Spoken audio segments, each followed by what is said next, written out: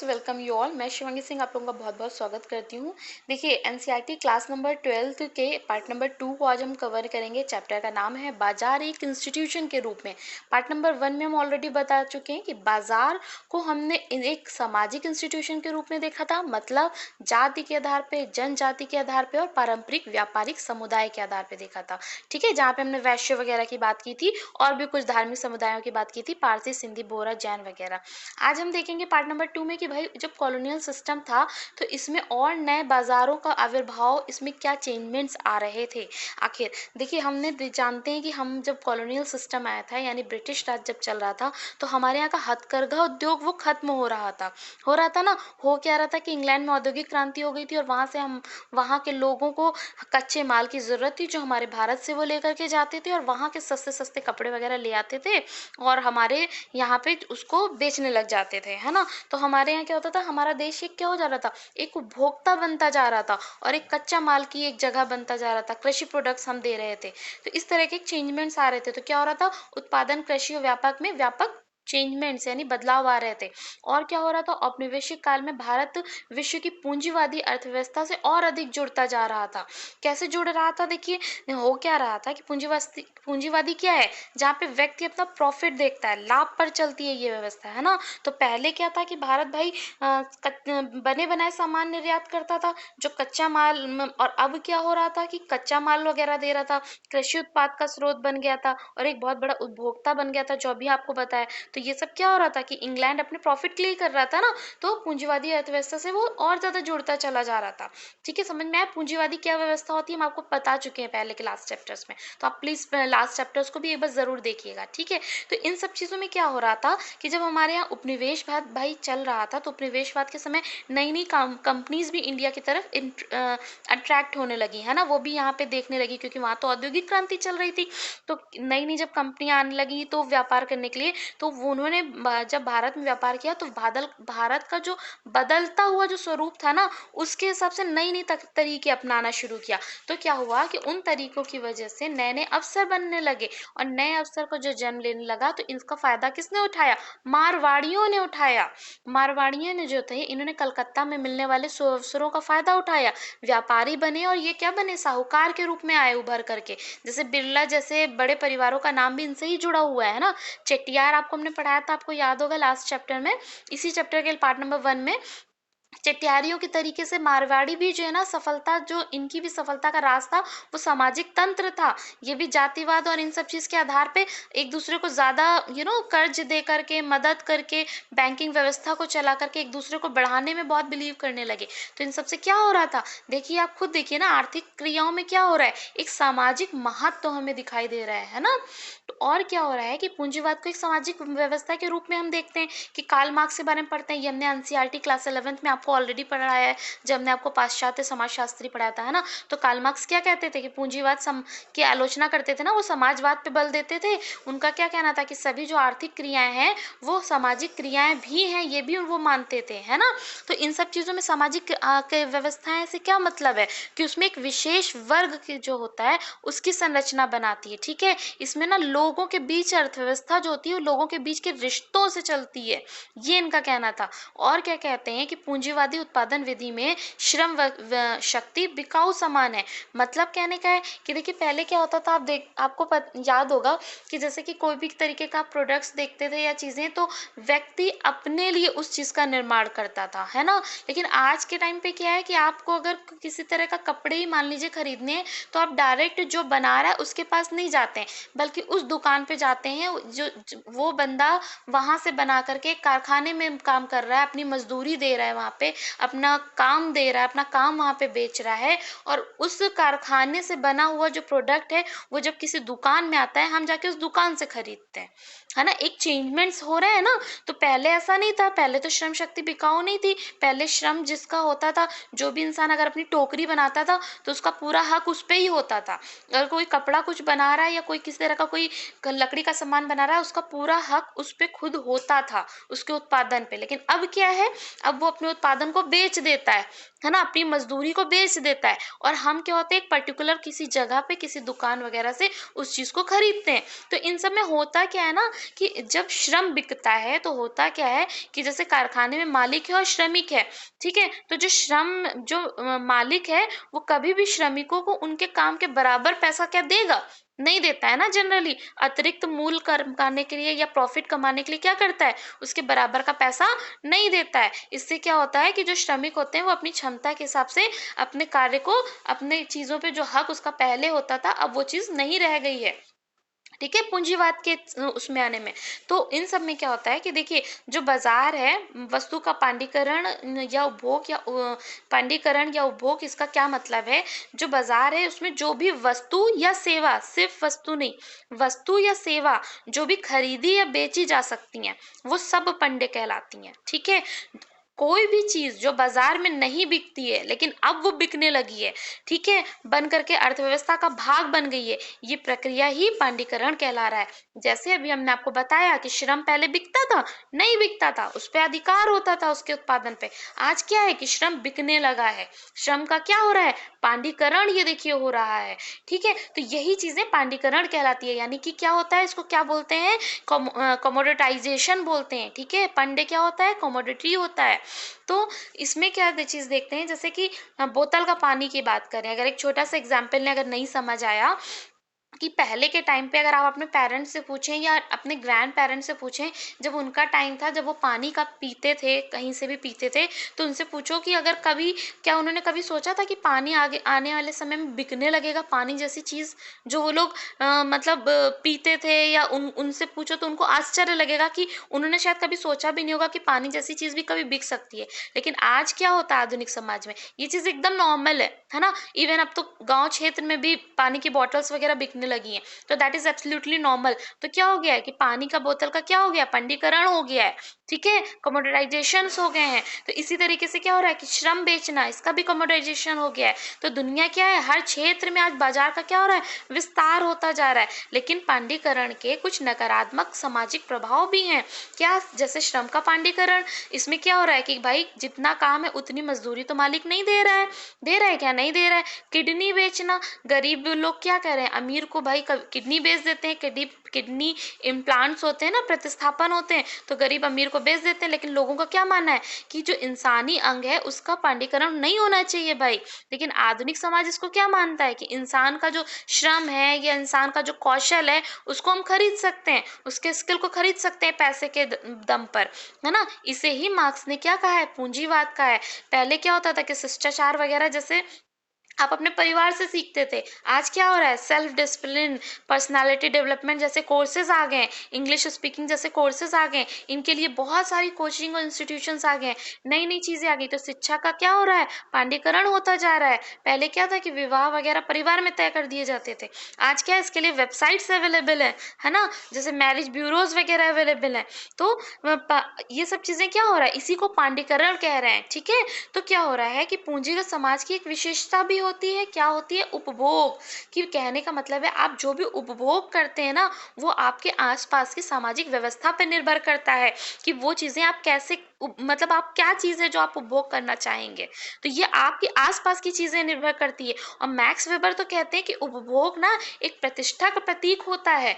यानी कि प्रतिष्ठा का प्रतीक का मतलब क्या है कि उपभोग की जाने वाली जो वस्तु है उसका आर्थिक कारण तो है ही, ये प्रतीकात्मक कारण भी है, यानी कि स्टेटस सिंबल भी है। ये स्टेटस सिंबल कैसे, क्या बात कह रहे हैं, उपभोक्ता अपनी सामाजिक, आर्थिक, सांस्कृतिक प्राथमिकताओं को कुछ विशेष वस्तुओं को खरीद कर या उसे प्रदर्शन करने के लिए प्रदर्शित करता है।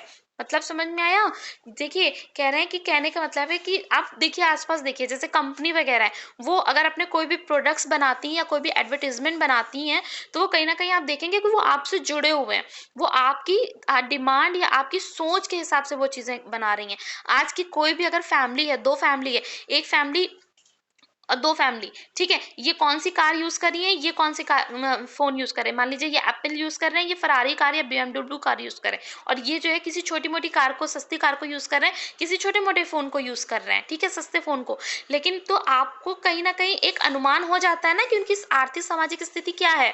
तो एक स्टेटस सिंबल प्रदर्शन करना, ये प्रदर्शन करना, ये प्रतिष्ठा का प्रतीक है ना, ये चीज भी एक पूंजीवाद का क्या है, एक महत्वपूर्ण हिस्सा है, ठीक है। ये पूंजीवाद का एक उभरता हुआ रूप है, ये इसके बारे में बताया जा रहा है। और क्या हो रहा है कि भूमंडलीकरण, इस भूमंडलीकरण का मतलब क्या है, ग्लोबलाइजेशन का मतलब क्या है, स्थानीय, क्षेत्रीय, राष्ट्रीय, अंतर्राष्ट्रीय बाजारों का गठजोड़।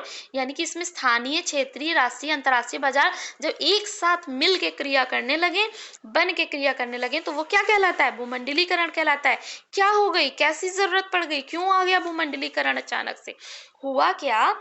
देखिए 19, ये सब चीजें आप ना इकोनॉमिक्स में भी ऑलरेडी डिटेल में पढ़ेंगे, बट स्टिल मैं आपको एक ओवरव्यू दे रही हूँ, ठीक है। कि 1990 में क्या हुआ, देश में अचानक से आर्थिक संकट आ गया, ठीक है। आर्थिक प्रबंधन की कमी की वजह से आर्थिक संकट वगैरह आ गया, तो क्या हुआ कि सरकार का व्यय जो था वो राजस्व से अधिक हो गया, यानी कि हम खर्च ज्यादा करने लगे और हमारे पास राजस्व यानी प्राप्ति हमारी कम हो गई। तो क्या हुआ, मुद्रास्फीति चरम पे पहुंच गई, यानी महंगाई बहुत ऊंचाई पे पहुंच गई, ठीक है। तो आयात बढ़ने लगा, निर्यात घटने लगा, यानी हम ज्यादा मंगा रहे थे, कम बेच रहे थे, तो क्या हुआ, व्यापार घाटा बहुत ज्यादा बढ़ गया। सरकार का जो भुगतान संतुलन थी, उससे भुगतान असंतुलन से जूझने लगे, यानी जो बैलेंस ऑफ पेमेंट था वो हमारा लड़खड़ाने लगा।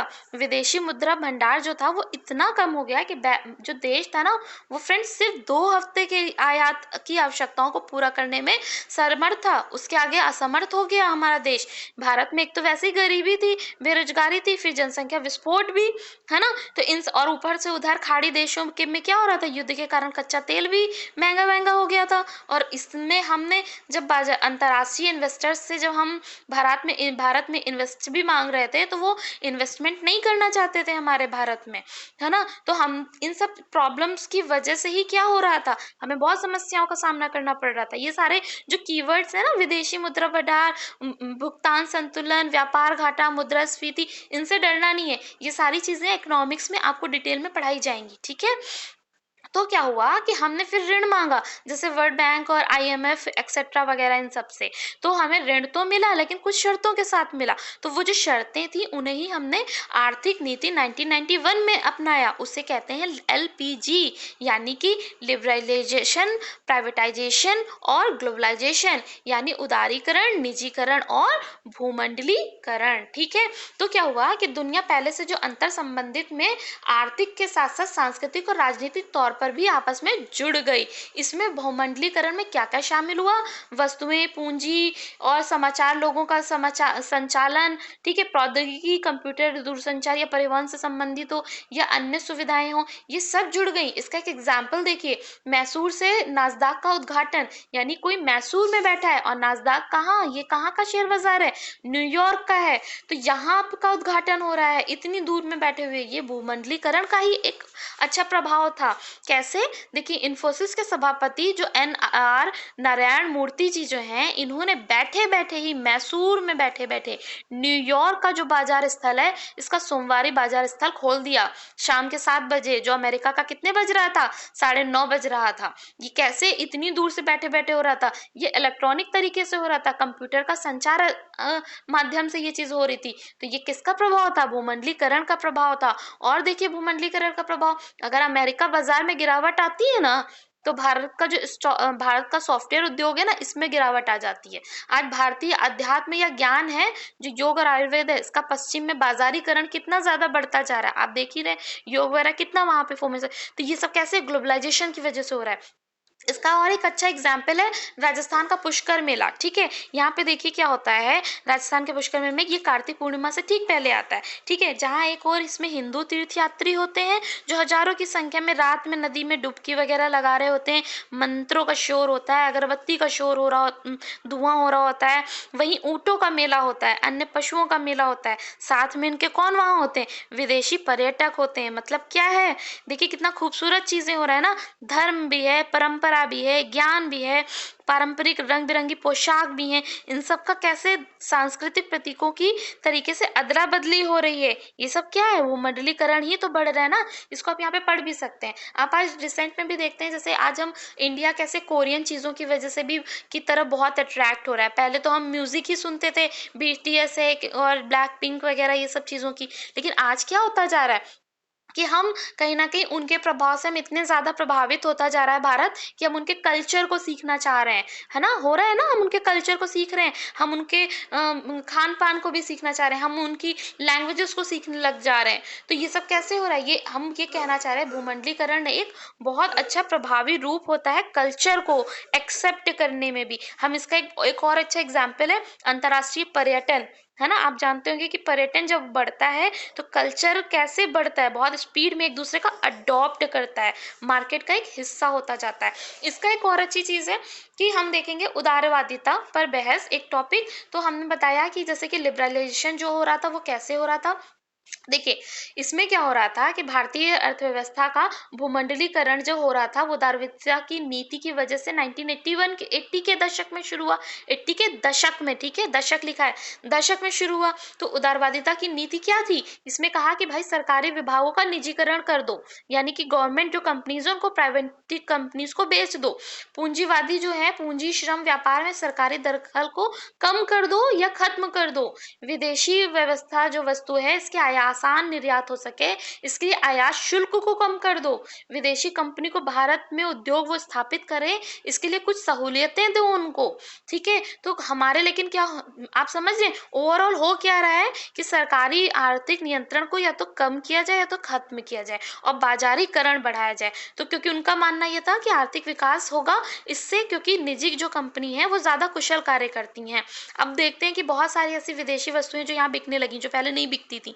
ये सब कैसे हो रहा है? ये सारी चीजें ग्लोबलाइजेशन की वजह से हो रही हैं, लिबरलाइजेशन की वजह से हो रही हैं। क्योंकि लिबरलाइजेशन की वजह से क्या हो रहा है, आज हम ज्यादा इन्वेस्टमेंट भी तो पा रहे हैं, ठीक है। लेकिन उदारीकरण का ऐसा नहीं कि सिर्फ अच्छी ही सारी चीजें हो रही है, इसका असर हमारे भारतीय परिवेश में कैसा है, मिश्रित रहा है। क्यों रहा है? क्योंकि कहते हैं कि भारतीय परिवेश में प्रतिकूल इसका असर रहा है, क्योंकि हमने ज्यादा चीजें खोकर के कम चीजें पाई हैं, ऐसा कहा जाता है। क्योंकि हमने जो भारतीय उद्योग सॉफ्टवेयर या IT यानी सूचना प्रौद्योगिकी है या खेती है, फूल मछली उत्पादन, इसमें तो वैश्विक बाजार से हमें फायदा हुआ है, समझ रहे हैं, इसमें तो हमें फायदा हुआ है। लेकिन ऑटोमोबाइल्स और इलेक्ट्रॉनिक्स और तैलीय अनाज के उद्योग जो हैं इसमें नहीं हुआ है। क्यों? क्योंकि ये हमारे पास इतनी अच्छी टेक्नोलॉजी अभी नहीं है कि हम वैश्विक प्रतिस्पर्धा यानी कि कंपटीशन इंटरनेशनल लेवल पे कर पाए। तो इस पे इनका अच्छा गहरा असर हुआ है। हो क्या रहा है कि देखिए, किसान की भी बात करें ना, तो किसान भी ऐसा नहीं है कि सारे के सारे को ही फायदा हुआ है। जो किसान वैश्विक सामान जो है आयात कर सकते थे या वैश्विक प्रतिस्पर्धा कर सकते थे वो तो बने रहे, लेकिन जो नहीं कर सकते थे वो पूरी तरीके से सफाई ही हो गया, उनका सफाया ही हो गया। तो ये क्या है, एक प्रतिकूली असर तो है। और हम देखते हैं कि निजीकरण से सरकारी नौकरी में कमी, निजीकरण से सरकारी विभाग में नौकरी में कमी। इसमें देखिए क्या हो रहा है कि मतलब रोजगार के जो स्रोत थे, जो कांस्टेंट थे, स्थिर थे, अब वो स्थिर क्या रह रहे हैं, नहीं रह रहे हैं। तो इस तरीके से हमने इस चैप्टर में क्या देखा, एक ग्रामीण हाट से लेकर के स्टॉक एक्सचेंज तक में देखा कि बाजार में सामाजिक संस्था एक अभिन्न अंग है और उसके बारे में जाना। करेक्ट है? तो थैंक यू सो मच।